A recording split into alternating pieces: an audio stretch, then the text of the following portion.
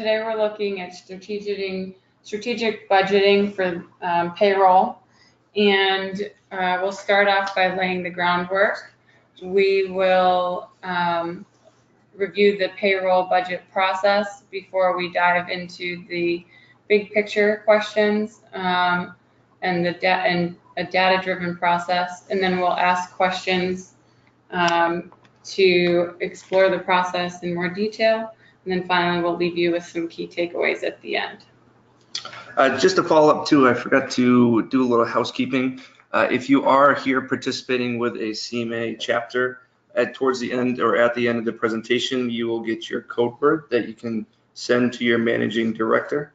Also, you'll notice on the GoToMeeting chat pane, you should be able to ask any questions. So please feel free to ask any questions. We'll be happy to answer anything towards the end. Also, at the end, you'll see both of our contact information as well. So if anything comes of this, please don't hesitate to reach out. We'd love to connect with you and try to assist in any way possible.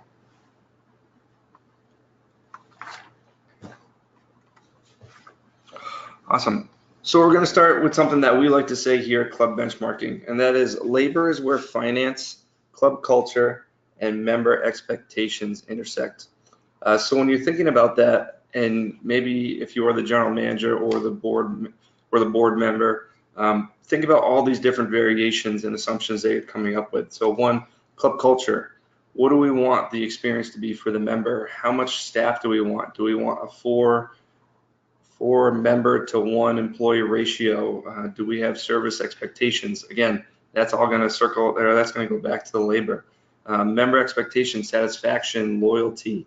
Again, the member or the staff that you have in place, the money you're going to be spending, and then correlating that to club finances. So what are we willing to pay?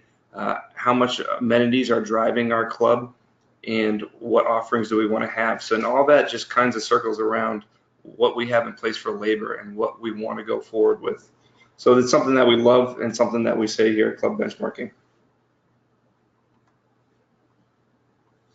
And what we know too from working with so many clubs across the country is that each club is unique. The mission, the vision, and the core values for each club drive that club's culture, and they also drive the governance for that club. And we know from our experience that governance is based on assumptions. The club industry is a fragmented industry. Most of the boards that are governing clubs are basing their governance on certain assumptions that they either come into the club with or that they learn by asking a couple of local clubs around them. So it's a pretty fragmented industry, and best practices tend to disseminate slowly across the industry. So what we are trying to do is drive a process that's data-driven and that promotes an understanding of the assumptions that we have and that we use to govern our clubs. So anybody who knows or has been on these webinars before knows that we're advocates of a data-driven governance in clubs. And what we like to do is use data to support or challenge the way that we run our clubs and to test the deeply held beliefs that we have.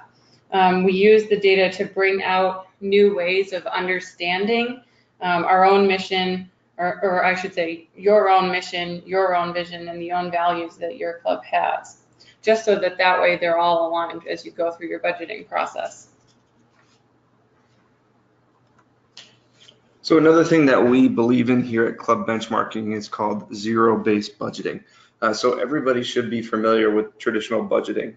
With traditional budgeting, you're building off of the budget that you had the year prior. So you're just you see what you had, you think about what was working, what was not, and hopefully trying to get a little bit of increase in certain areas as a manager itself.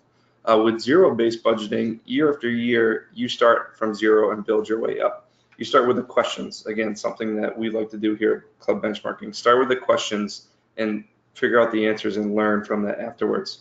We're not saying don't use the data that you've had year after year, but don't rely on it so heavily. A few things that help with that and correlate back to club culture is building an honest and transparent relationship with your managers, being able to have fluid dialogue where you can talk about things, understand and tie in your vision and mission every year, and then also understand all the expenses. So it's not just saying, oh, well, we've always gotten this in the food and beverage department, so we should get this again. Well, is that just something that's been in place for the last 5 years, so you think that's there? Or why do you actually need this money? Is it for the table runners? Is it for the linen? Is it for all this? And knowing where each part or each line item in your budget is actually going to go to, and hopefully forecast that. So this is something that we believe here at Club Benchmarking, starting from the ground up. We know it can be a little time consuming, but it really creates a more transparent relationship between managers. So with the zero-based budget, we're not saying don't use data. We're saying use the data you have and to study historical trends and incorporate that. But start at zero to understand and make sure that the justifications you had for your previous budget still apply to your budget going forward. And these are some examples of the questions that you can use to start off and test and better understand your assumptions. So the first is workplace morale and employee engagement a priority? Some data or you can use to answer that question. An example of that would be an employee satisfaction rating. You can typically get that from an employee survey. You could ask, do the plans include an expansion of services? And if so, you might need a full-time equivalent account. You need to understand the trend of that full-time equivalent account and the percent of your year-round versus seasonal staff as a result of those new amenities. Some other questions you might ask are what factors impact your payroll expense for your club? Is there turnover? What are the benefits you're offering? Training for onboarding and different supervisor tenure. Another example is what are the member service goals for your club? This relates directly back to your club's culture. What is your member net promoter score and what's the attrition rate of your members? So those are some questions that you can start off with. But obviously your club will have some other questions, so we want to just ask you all quickly, what are questions that you're asking, and are your answers fact-based as a result of those questions?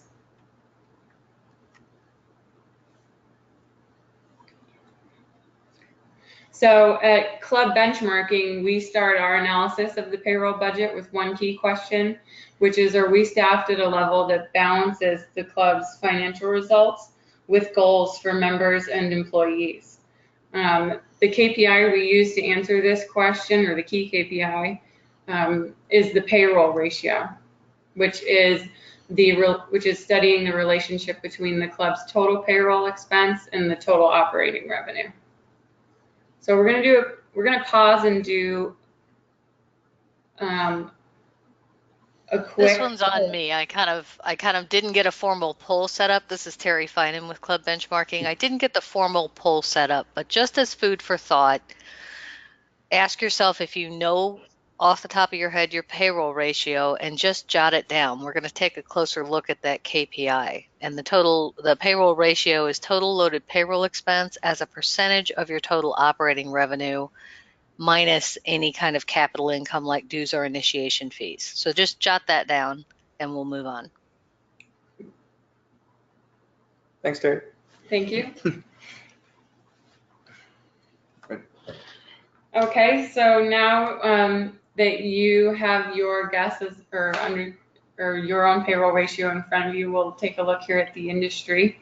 You can see that the payroll ratio for the industry is remarkably consistent. In the mid-range, from the 25th percentile to the 75th, there's only an 8 percentage point variation. The payroll ratios range from 51% to 59%. So with 56% at the median, that means half the clubs in the industry have a payroll ratio above 56% and half have a payroll ratio below. What we've learned from studying this ratio and the characteristics of the clubs in each quadrant or each quartile is that there is a direct relationship between the payroll ratio of a club and the net operating results of a club. So, for example, the clubs with the payroll ratio 59% or higher tend to have an operating deficit with a median of negative 143,000. The clubs in the lower quartile with the payroll ratio of 51% or lower tend to have an operating surplus with a median of 310,000.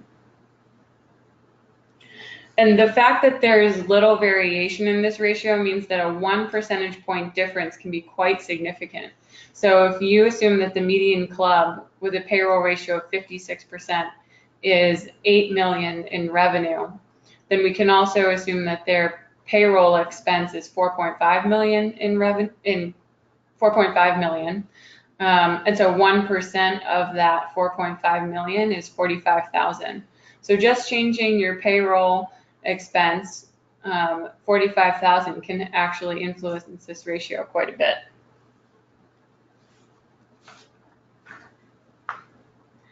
Diving a little bit deeper into the characteristics of clubs in each quadrant. Now we're just going to split the group in half. So the clubs with a payroll ratio of 56% or higher, a much larger proportion of them have an operating deficit, 60%. And the clubs with a payroll ratio of 56% or lower are much more likely to have an operating surplus. You can see that 75% of those clubs have an operating surplus. So there's many ways to move 1 percentage point to the left, and it can have a huge impact on the bottom line. And we're all familiar with the certain clubs that are in the first or maybe fourth quartile. Those below the 51%, they tend to be a little more leaner when it comes to food and beverage service. They might have 10 members to one server, 10 members to one employee at the club. Adversely, in the upper quadrant and the fourth quartile, those are the high touch, high service clubs. They tend to have higher dues and higher initiation fee, which you'll see in a moment. But when you're thinking about that, or when you're looking at this, you can see, you can analyze and picture the clubs that happen to be in those different ranges in the top and the bottom quartiles. So looking at the payroll ratio by club type, you can see again, we're showing you here the mid-range. So the top bar of this table is the industry, which is the graph we were just looking at. And you'll see the 25th median and 75th. Below that, you can see the median for each club type tends to be about the same.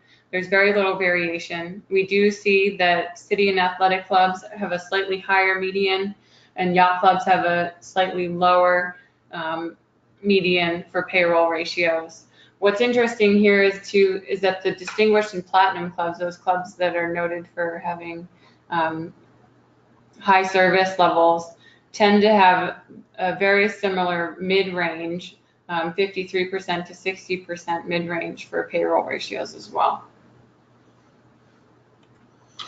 So over the last 11 years, as we continuously analyze this and examine this, we found unprecedented consistency in the numbers. So you see here, regardless of geographic location, the median in the industry is very similar.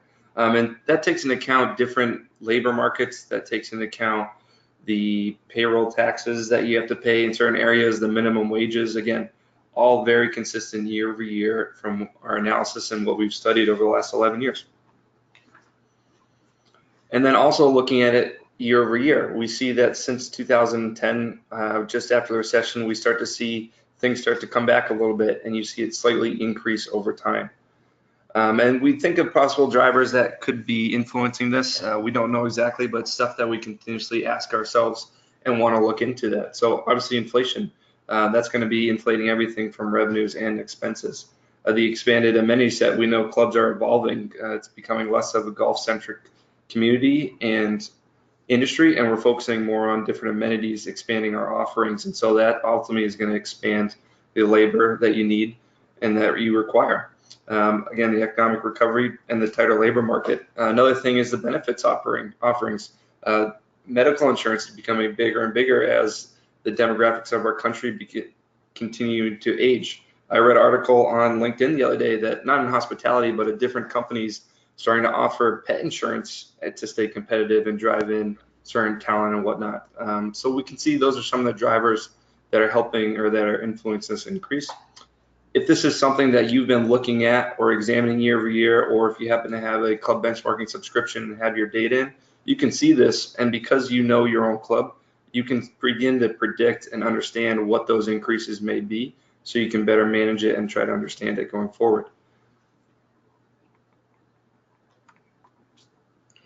So understanding the payroll ratio in your own club, you can determine what it would be, what the unique context is that would change that ratio for you. I was looking at some different ideas that I had. So looking at the payroll, the percent of clubs in the upper and lower quartile for the payroll ratio and how they break down by club type. And again, you see here that city and yacht clubs tend to have higher payroll ratios. Sorry, city and athletic clubs tend to have higher payroll ratios, and yacht clubs tend to have lower payroll ratios. Another question that we asked was, what do the initiation fees look like for clubs in that upper and lower quartile? You can see on the right, the clubs with a payroll ratio of 51% or lower tend to have initiation fees around with a median of $7,000. And clubs with a payroll ratio of 59% or higher tend to have a median initiation fee of $37,000. So we're assuming that the higher initiation fee is being used to supplement higher ratios for labor and higher levels of service and amenities that are and a broader set of amenities that are being offered.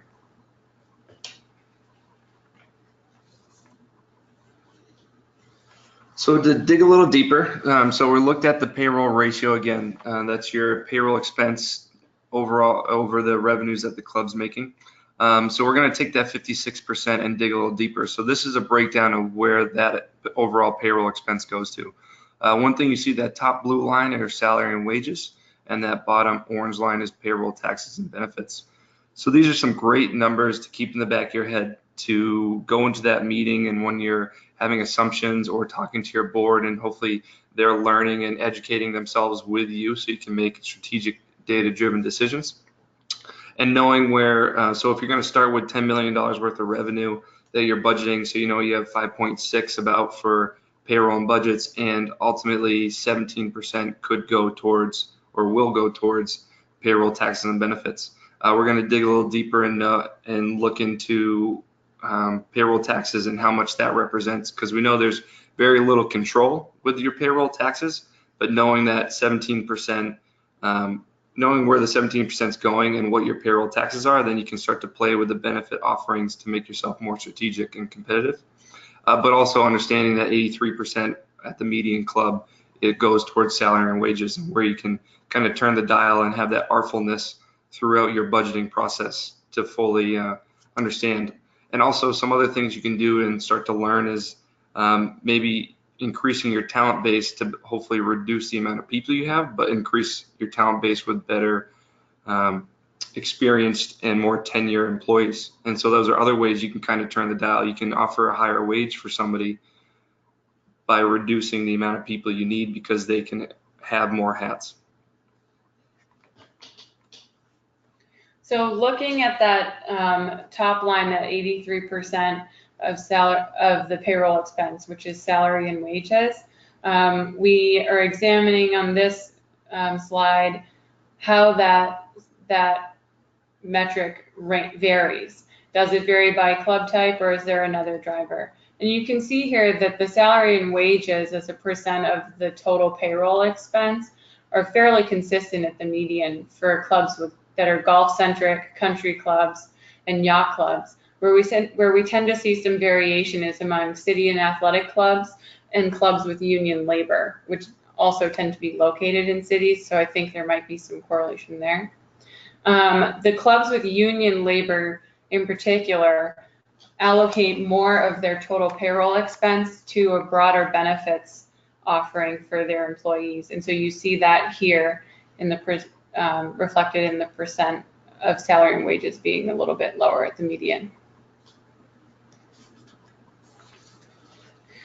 Another way that we can break down the total payroll expense for the club is by department. And so this is kind of interesting. For the industry, we can see that the The department that has the largest labor expense across clubs is the food and beverage department, which represents about 33% of the average club.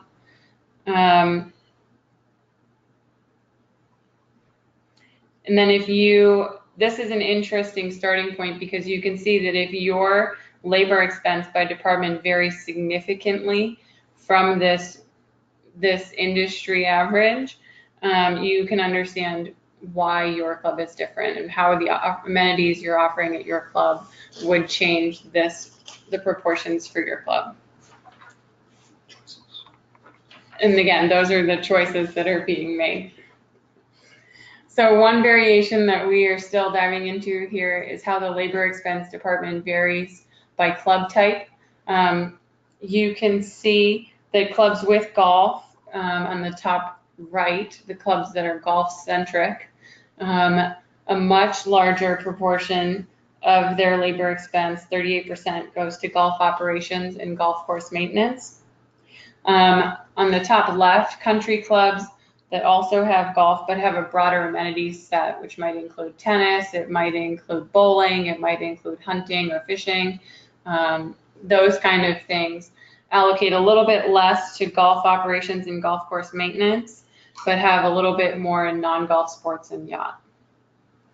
The other greatest variation that we'll see here is among city and athletic clubs and yacht clubs. So those clubs without golf specifically, they do tend to have different sports amenities.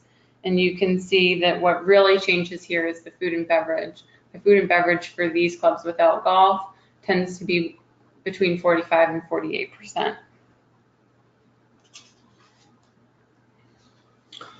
So there's a good amount of information on this slide and the next slide, so I'll give you a second to kind of look it over. But this slide focuses on the industry as a whole and your employees as a whole and managing them.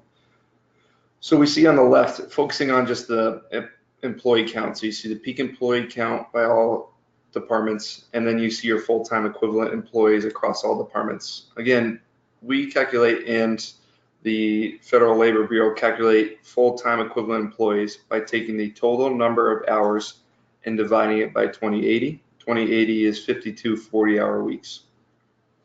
So you see there the median club has about 102 full-time equivalents. When you go to the middle section, you start to look at the financial impact per employee, per full-time equivalent employee, excuse me. And the median club, a full-time equivalent employee, costs about just under $55,000. Just below that, that's that breakdown that we were looking at before, that 83% versus that 17%, and seeing where that impact is. So going back a few slides also to Mary's point when she talked about that 1% difference, looking at your payroll ratio. If you were to increase, if you are the median club and you were to increase it by 1%, that's $45,000. So if you are looking to expand your amenities or bring on somebody new, looking at this, a full-time equivalent costs of just under $55,000. So your payroll ratio is going to increase just by a little bit over 1 percentage point. So again, all things to think about when you are either adding services or maybe taking away and trying to manage that. To the right, this is where we dig a little deeper into that 17% that goes towards salary and wages. That goes toward payroll taxes and benefits.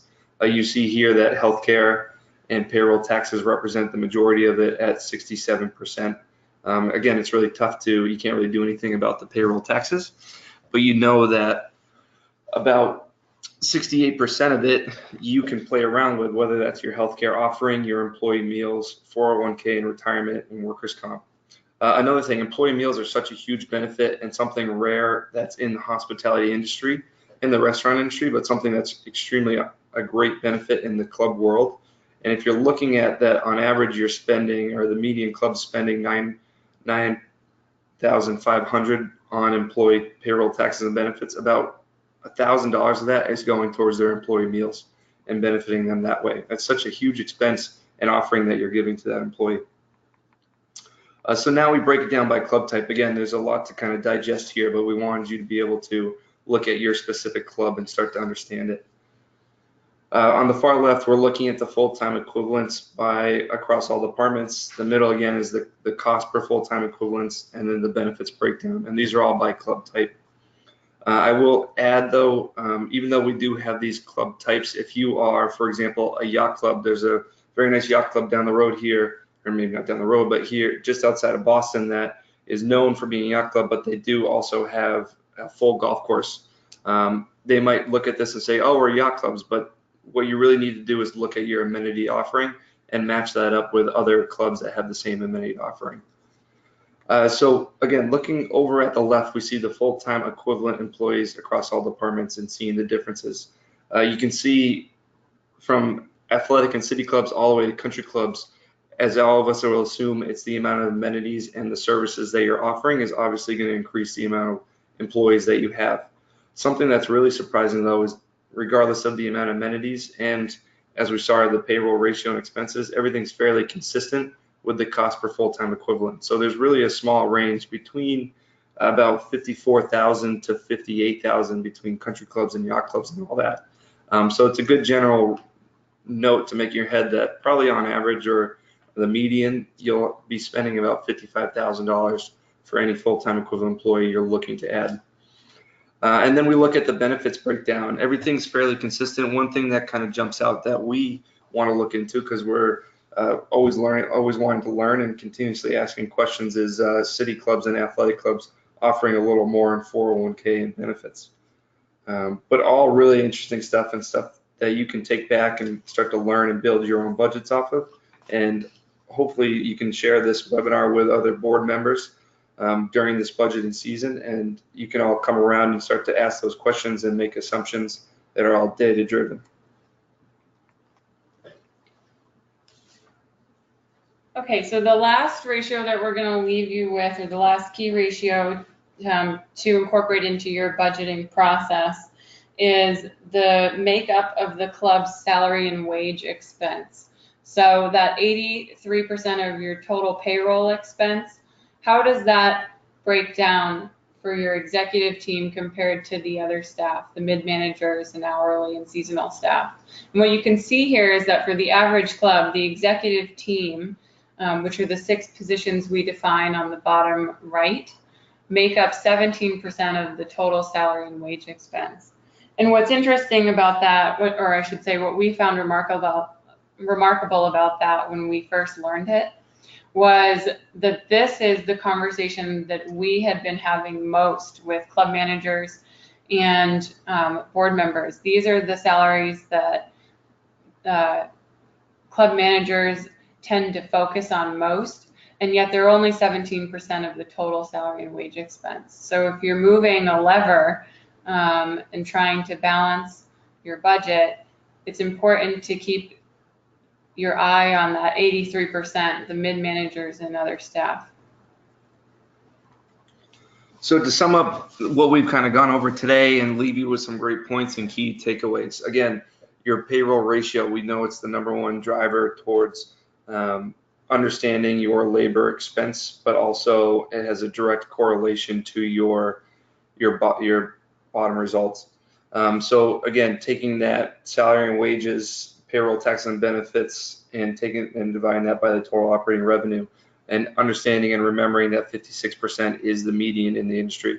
It's a great way to talk to the board members too, especially if they are saying, we're spending too much money here, we have too many people standing around, and this is such an easy, quick calculation that you can also learn and teach them so that they can start to understand it, and hopefully you guys align in your goals and visions. Another thing to think about is your salary and wages makeup, so that 83% going towards the salary and wages and the 17% going to payroll taxes and benefits, and knowing what makes up that 17% so you can start to play around and offer more competitive benefits offerings. And the last facts that we'll give you, or tidbits we'll give you to take to your budgeting process, and you can use these again to test your assumptions of your own club, are the labor expense per department. It does vary by club type. We know that food and beverage is much larger in a proportion of the total labor expense in clubs without golf. The cost per full-time equivalent ranges between $54,000 and $57,000 in the mid-range, and that's pretty consistent across club type. And then lastly, the executive team salary and wages make up 17% of the total salary and wage expense. So again, we know those are some facts to take back with you as you're starting your budgeting process. So we appreciate you guys for joining us today. Again, we know that the club life can be extremely busy, and your time is of the essence. Please, whether you're a subscriber or not, don't hesitate to reach out if you have any questions. We're always happy to help and learn from you, but also assist you in any way. I will say, if you happen to be a subscriber, we are in the final stages of compiling our 2017 year-end fiscal year-end trial balance. So if you haven't yet submitted your data, please look into doing so, and so we can get that uploaded and get you your financial review. But at this time, we will take any questions if there are any. You have a lot of questions. Heck yeah. Oh, boy. Okay, we love questions. We said that already. Okay, question 1. Do the payroll ratios include lesson expenses? Yes, they do. They do include lesson expense. We do have the ability to separate out lesson expense. So if that's something that you're interested in getting, we can work with you to understand that difference as well. Yeah, Mary and Mike do quite a number of kind of workforce analysis deep dives for clubs, and so they can kind of slice and dice that as needed. Next question is, for the payroll ratio, do you see consistency regardless of ownership type, member owned versus third party owned? That's a great question. I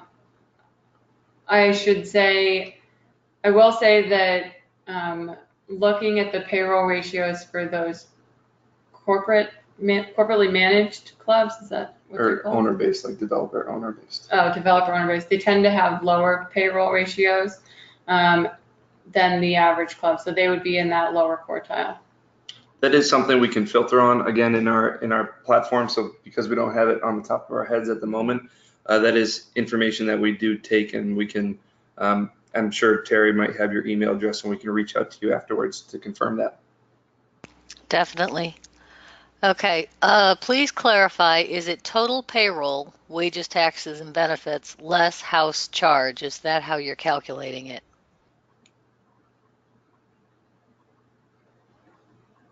So it would include any gratuities that are paid back out to the staff. If it's a service charge that the club keeps, we don't include that in the overall payroll expense, but we would include it in the revenue. Great. When you look at salary and wages, are gratuity and service charges included? A similar question, yeah? Mm-hmm. Yes, they are. Yeah. Okay. Where do you include accrued vacation and paid time off?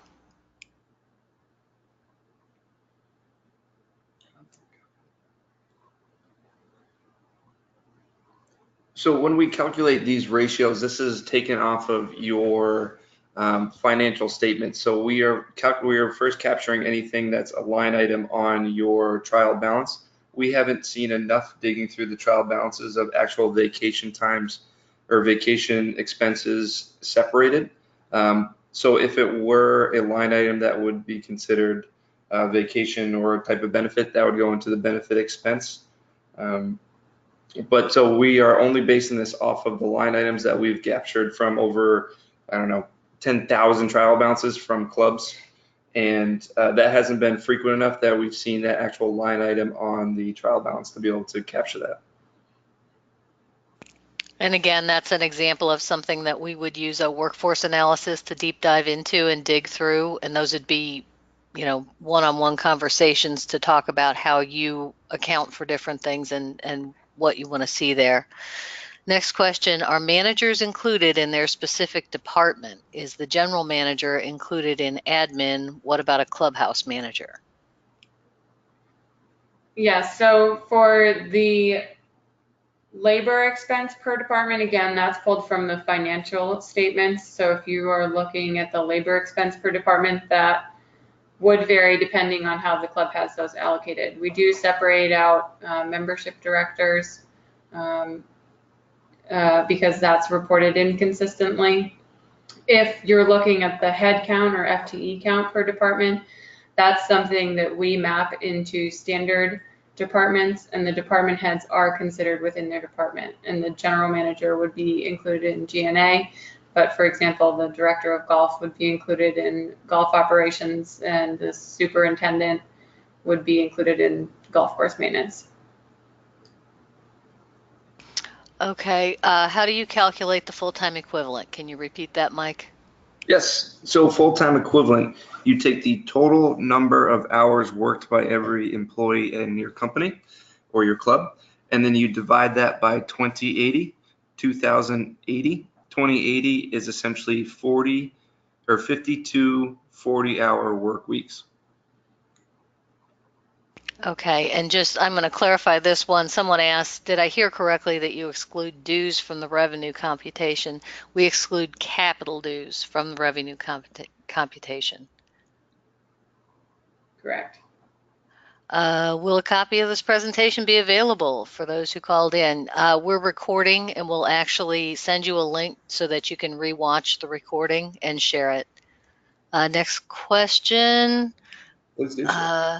Same questions. Will we be receiving the presentation? We don't release the decks, but we do record, and so I'll send everybody a link to follow up, and that'll include contact information as you see on the screen there to reach out to either Mary or Mike. I think that's it for questions. Great. Thank you, everyone. Thank you, everybody. Have a safe and happy 4th of July.